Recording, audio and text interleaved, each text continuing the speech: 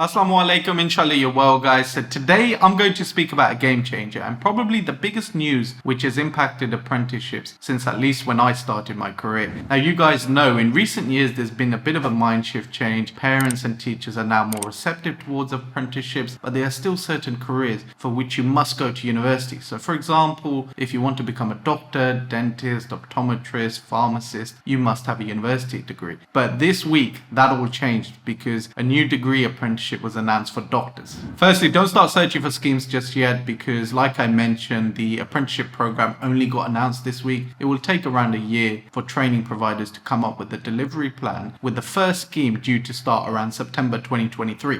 The current status is that the delivery plan has been approved by the Institute of Apprenticeships and Technical Education, and like I mentioned, training providers which are likely to be leading UK universities need to now come up with a training plan. The reason I'm speaking about this now is because if the first intake is going to be September 2023, the recruitment process needs to start at least a few months before that, and because it's medicine, it's going to be crazy competitive. So if you're going into year 13 now in particular, you need to be ready.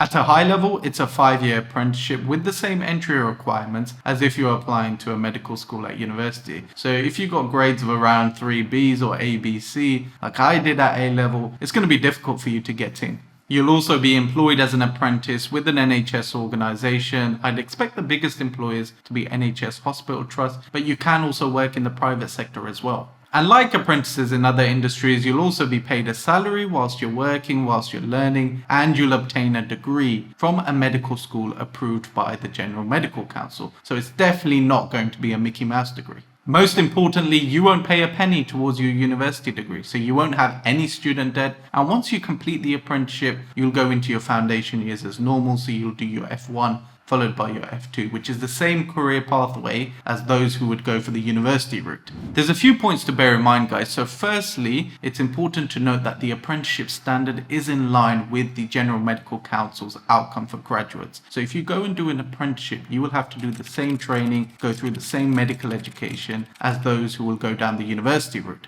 For parents, let me make it clear. If your son or daughter goes down the apprenticeship route, they will be no less than those who opted for the university route. Secondly, the apprenticeship isn't compulsory on organisations. If employers feel it's not of value to them or it will take longer to implement, they may not have a scheme in place by September next year.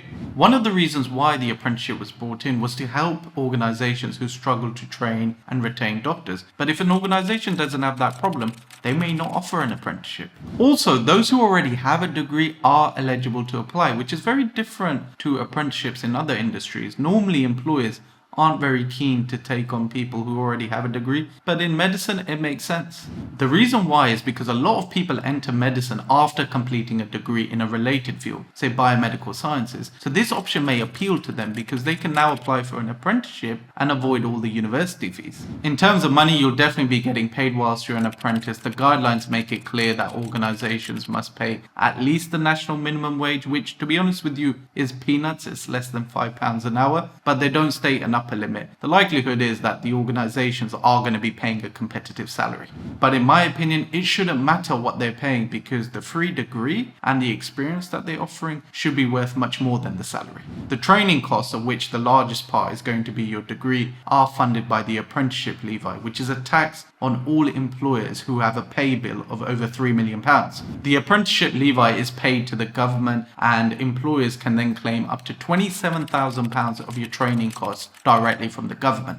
Any training costs above the £27,000 have to be paid for by the employer, which is important to understand because a medical degree in the UK costs around £50,000 a year just in tuition fees. So assuming the costs are similar, your employer will have to find at least £25,000 to cover your training. They'll then be paying you a salary on top. So the cost of training one apprentice could easily top over £100,000. You can see why all organisations won't be keen on taking on apprenticeships, but for many organisations in the long term, it may work out because if they have an apprentice who stays with them during the foundation years, and for many years after that, they'll probably save a lot of money in locum fees and recruitment costs. The final point I want to cover off is that once you've completed your apprenticeship, you'll go into your foundation years like other graduates would. So you'll be on par with them, which is very different to apprentices in other industries. If you take finance as an example, once you've become a chartered accountant after 5 years, you're worth more than a graduate because the ACA qualification or another chartered accounting qualification is worth much more than a degree. But it's different here. Here you'll be on par with graduates. Also, you're not guaranteed employment with your employer. So once you've completed the apprenticeship, you'll then apply for your foundation years through the foundation program office as normal. Obviously, guys, we don't have all the answers now, but the next couple of months are going to be quite interesting. How does this program develop? What sort of salaries on offer? Who are the first employers that offer this scheme from September next year? Do other careers such as dentistry follow suit? We'll just have to wait and find out. Inshallah, guys, in the description below, I've left a few links to a lot of information, but for now, I'll leave it there. As always, if you have any questions or queries, please feel free to comment below or message me on Instagram.